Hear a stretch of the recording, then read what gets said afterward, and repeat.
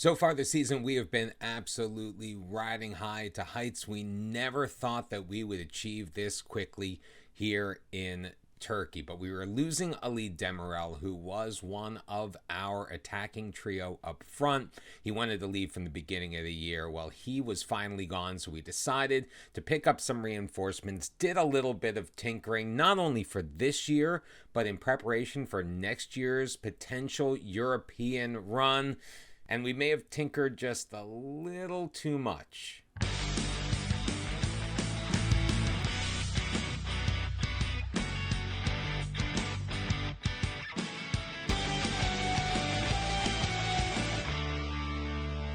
And welcome back, everyone, to Bottom to the Top. This is episode number 32. I am Mr. Cellophane. How are you doing? It's got to be better than us, because as we saw the transfer window get ready to slam shut, we drew 3-3 against the Adana Demirspor, and we actually had to rescue that draw at the last minute. And after that, our form took a nosedive. We lost 1-0 to Antalyaspor, who we beat handily the first time. We lost 3-2 to Ayubspor, who we beat pretty handily the first time, and then dropped a 2-0 decision to Galatasaray in the league. Now, they are our quarterfinal matchup in the Turkish Cup, and that's coming up in this episode.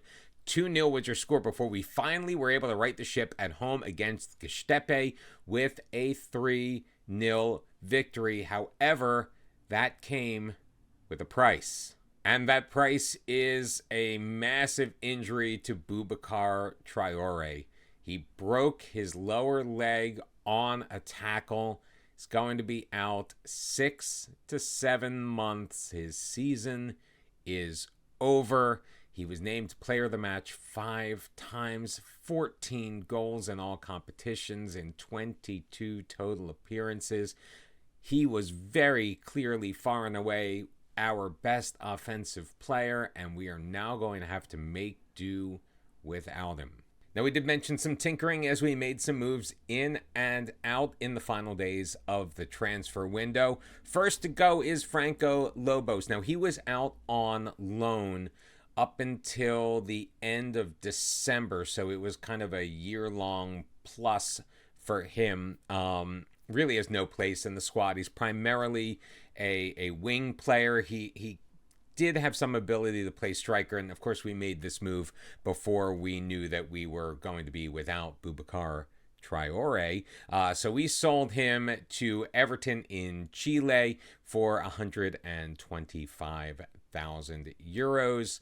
He just had no spot in our squad, to be perfectly frank. Also leaving is Ugrishkan Yazgili, again, one of our depth choices at center back. He did play very well for us for a spell last season, but compared to the rest of the team, his skill just was not there. He was not getting a lot of playing time. In fact, only made 3 appearances for Kasımpaşa this season, so he is out the door with an 85,000 euro fee. He was also in the last year of his contract, which is one of the reasons why that is so low and so much lower than what we paid for him originally in 2024. And our final outgoing was Alperin Babakan, again, just a victim of the depth chart.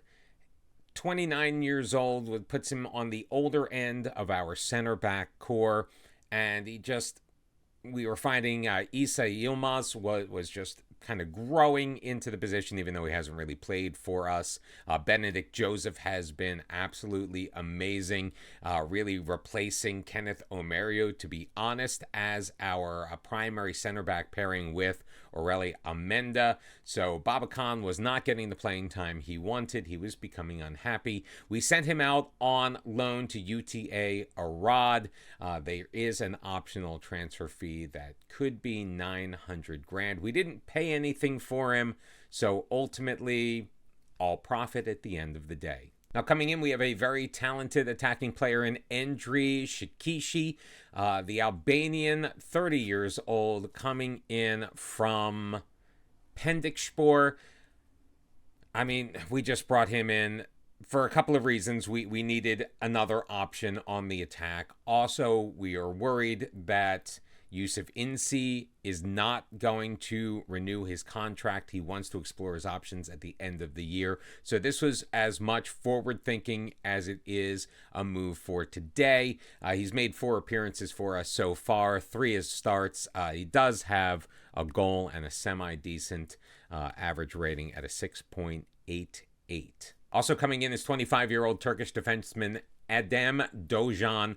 We brought him in. Yeah, I know we've been bringing in a lot of center backs and sending out a lot of center backs. We actually brought him in to be another option on the left back position. We've just seen a ton of injuries to James Furlong. Umit Khan has been very, very good, but he is still young. He is still raw. He is prone to make mistakes. So we wanted another option there. The fact that he can also play center back is pretty nice. He stands at 6 foot, 158 pounds. There was a little concern with him coming in if he was ready to come back to the Super League after he played with a team that had been relegated recently, coming from Quorum FK. Hopefully, though, he is going to help plug those holes. He has made 3 appearances, added an assist, playing pretty solid so far, even though, we're not winning.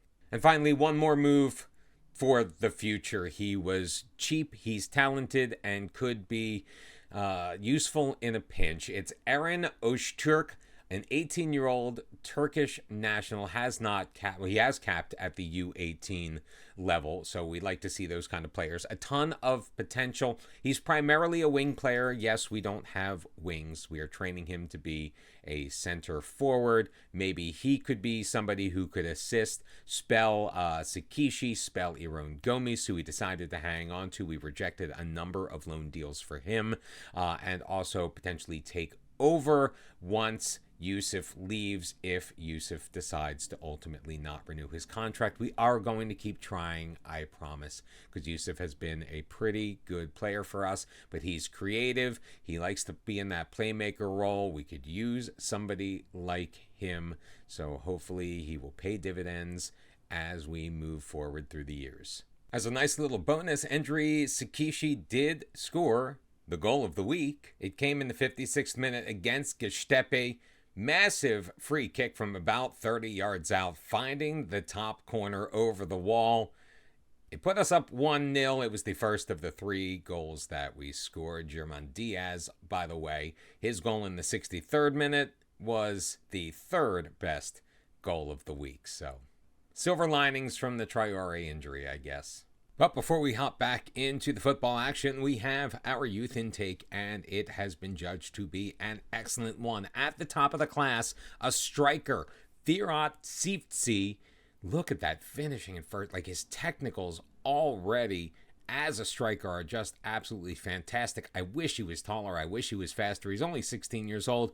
Maybe he can still grow, but he looks like a very nice player, already slotting in ahead of a couple of guys we already have on the roster on the depth chart. A ton of potential if he realizes it. Oh my goodness, we could be set at striker for a very long time. The unambitious personality, though, does make me a bit nervous. Alus Güneş is a ball-winning defensive midfielder. He can play center back, but he's a little short for that. Love the unibrow, Oluş. Love the unibrow. He's got a mercenary personality, so he's probably going to be tough to nail down. He is young. He is very raw. We'll see where he develops, but he's a semi-decent player right now, just not at this level. And rounding out our top 3 is Kajte Kosatepe, another. Wow, he looks really, really good for a 16-year-old. Primarily working as a winger. He can slot in the middle. Needs to work on his passing just a little bit. Not much of a defensive presence to speak of, but he's pretty good off the ball. His vision is nice. Teamwork could use a little bit of work. Again, another unambitious player. That is the only thing that really gives me pause before I agree to saying that this was an excellent intake, but a very technical player. He can still improve a lot. He's versatile. I like him. A couple of other players with a ton of potential, including Emir Ojer, 15 years old. He's got a lot of growing to do.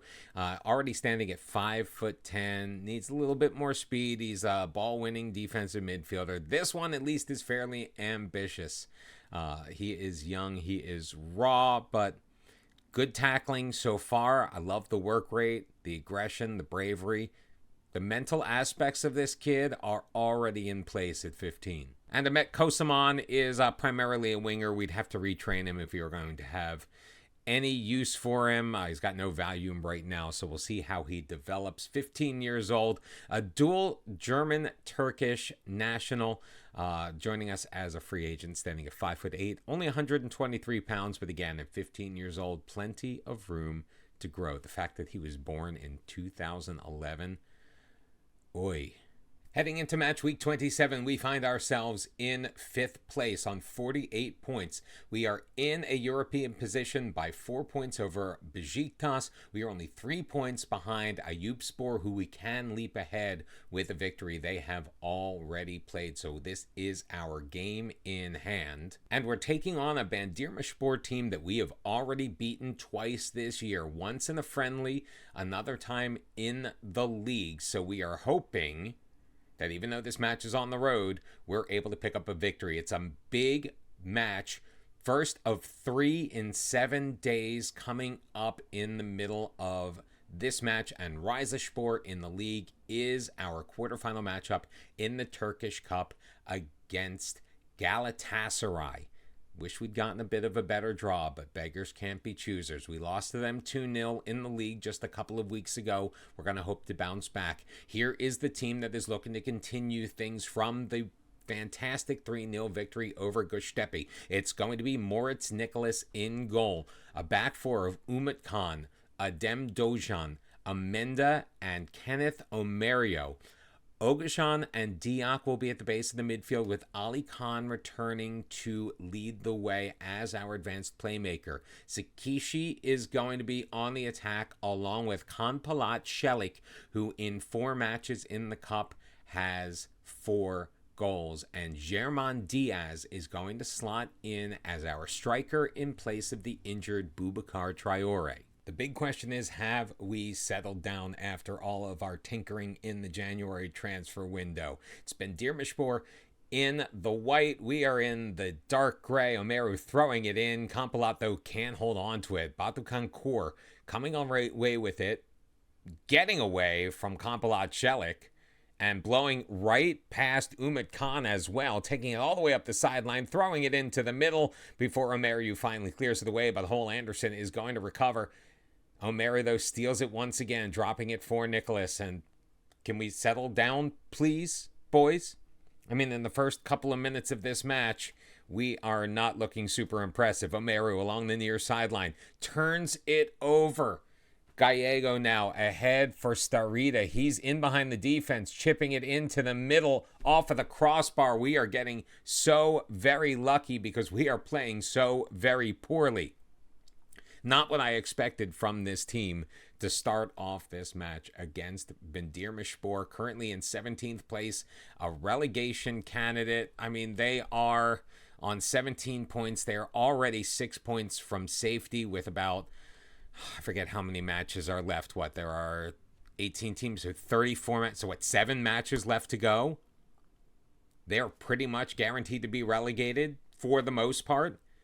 And right now, we are making ourselves look horrible as a second chance opportunity is going to sail over the crossbar. We are getting very, very lucky, being outshot 6-2 in this match. As Mert is going to look to send it forward. Can we regain control in the midfield? Diak ahead, Ali Khan with it.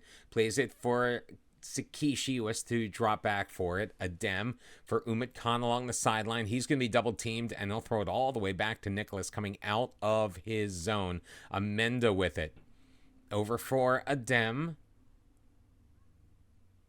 I mean, we're controlling it in the midfield, but we need to make inroads. Diak throwing it forward. He's got Omeru charging up. Omeru in behind the defense, into the middle, looking for Diaz. Diaz popping it over and wide.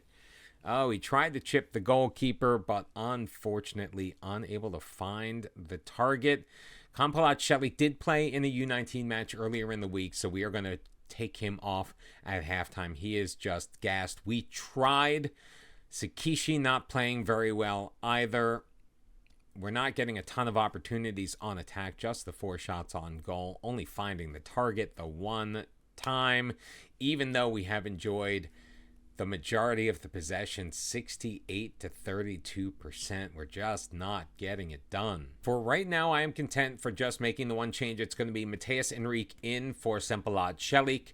Hopefully we can get something done now as we have the first highlight of the second half. Diaz throwing it up the right wing. Omeru chasing after it. He'll get there first into the middle, but Meza will clear that. Chased down by Mateus Enrique.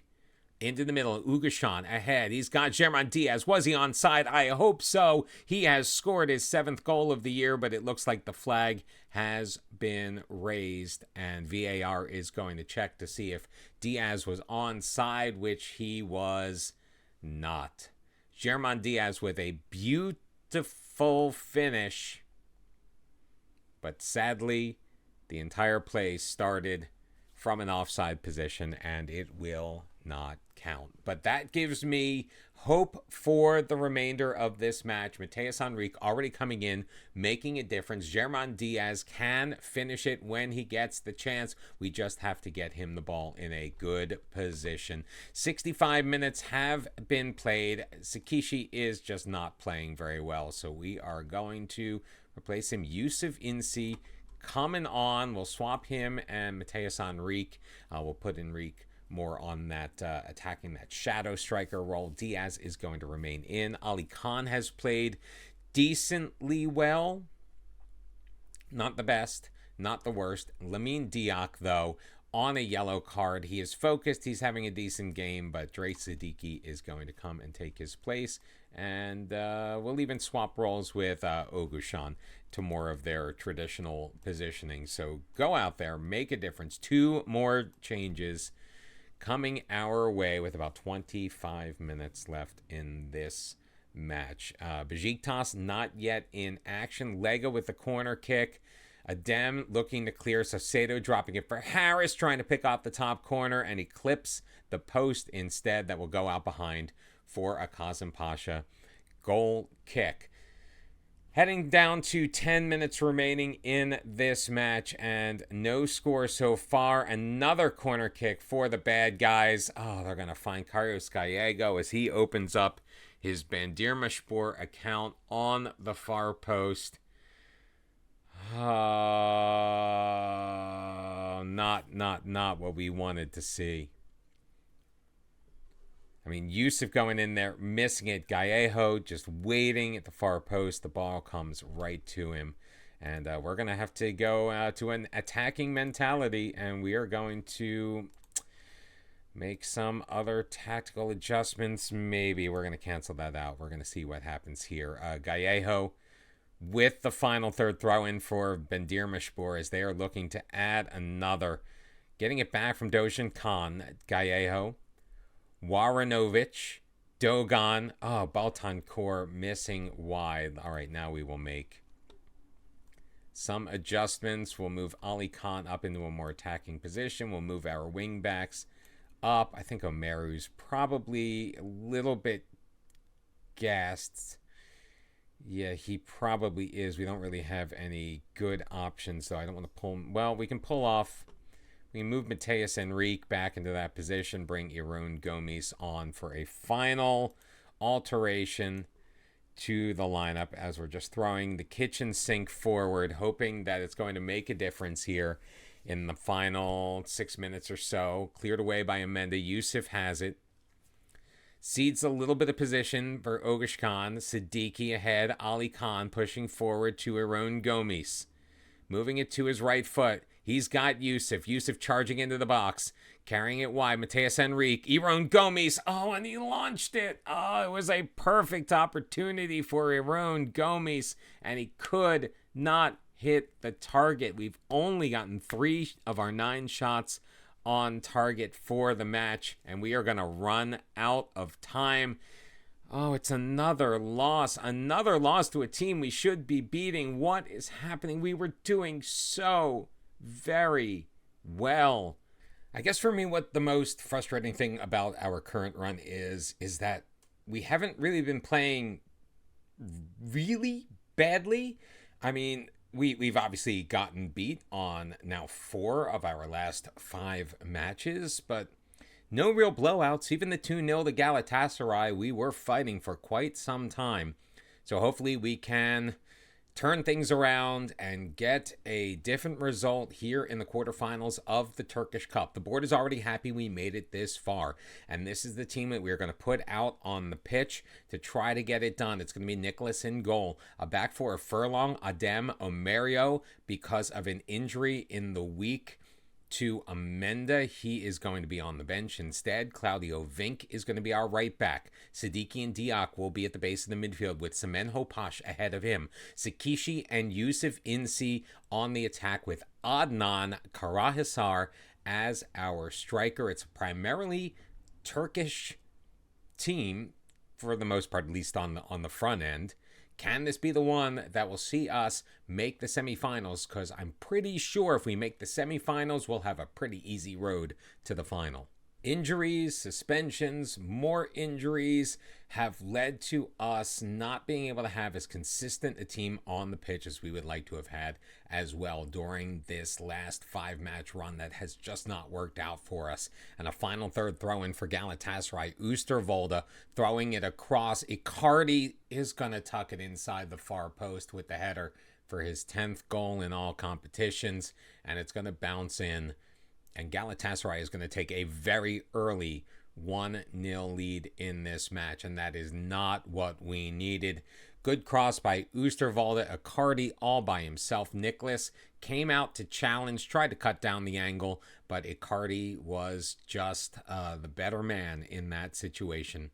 First shot on goal of the match, first shot on target of the match, first goal of the match, and it goes to Galatasaray, and they have been dominating the play pretty much ever since. But a corner for Sakishi, Omerio into the middle, knocked on not once, not twice, but over the crossbar. Zach Steffen did not have to make a save on that one. A couple of good opportunities, though, on the set piece. The stands are already on fire, so you know we are in for a hot time in Istanbul this afternoon.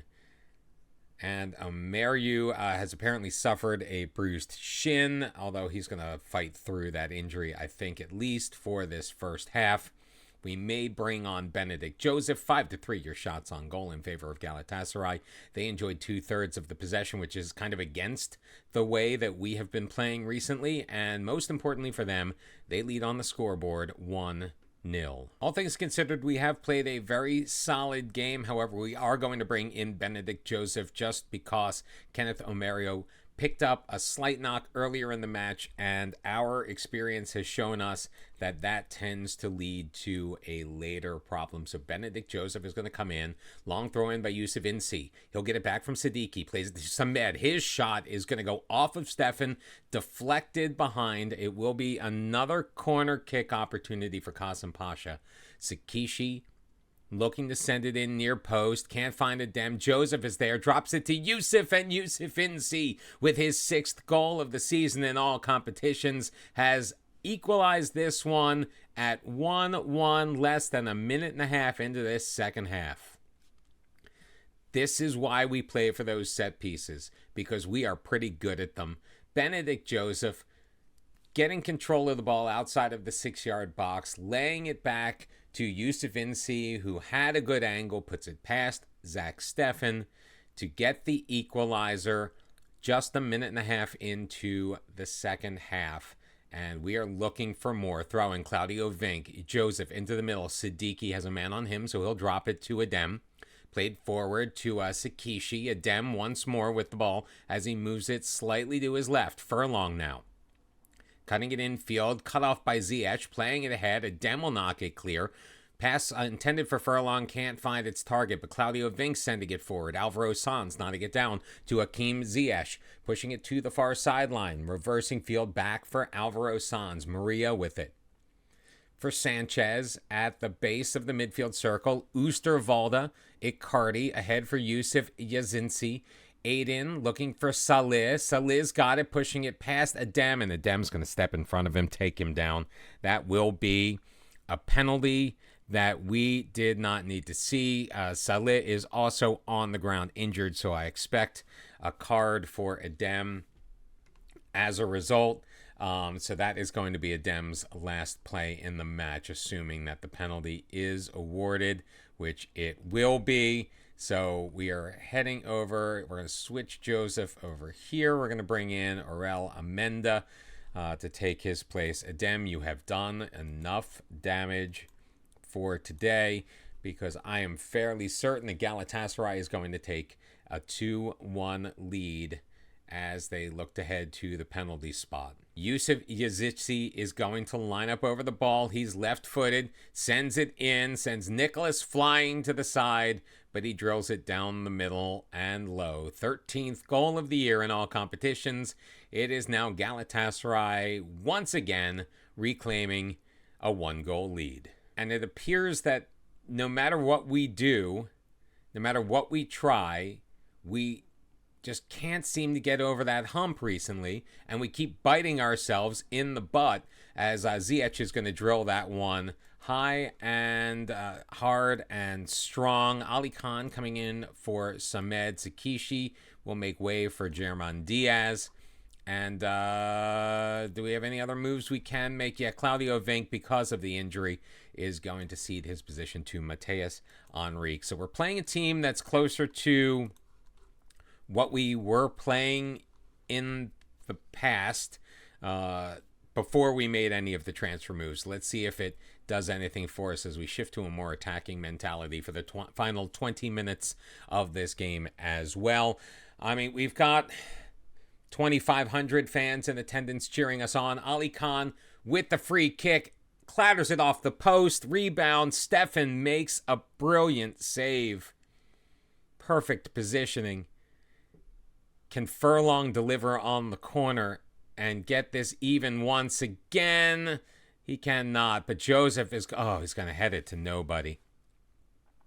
Joseph was, I think, looking for Diak. He kind of split Diak and Furlong and ended up missing absolutely everybody. Not doing anything up top. Furlong, another opportunity. Sanchez trying to clear it. Yusuf gets it as far as Ali Khan in the middle. Diaz taken down. Yusuf with it. Oh my goodness gracious. Cannot tuck it underneath the crossbar. I thought they were going to call a penalty when Diaz was taken down. I think this is corruption at the highest levels. This is Premier League level corruption, and it's all over, and we are out of the cup. And for the first time in a long time, we've lost both matches in an episode of Bottom to the Top. Yes, the sea of red that we have seen over the last 7 matches is disturbing. Now, if that red were spread out a little bit more across the season, it wouldn't look as bad. We're hoping we can bounce back. We do have 7 matches left on the season. We are going to come back for the end of the year against Trabzonspor and Fatih Karagümrük, unless we seem to find our form and we are about to qualify for European competition, so we'll bring you that match instead. That's all coming up tomorrow right here on Bottom to the Top. And as always, thank you very much for joining me, supporting me, hitting the like button, subscribing to the channel, doing all that good stuff. Until tomorrow, bye-bye.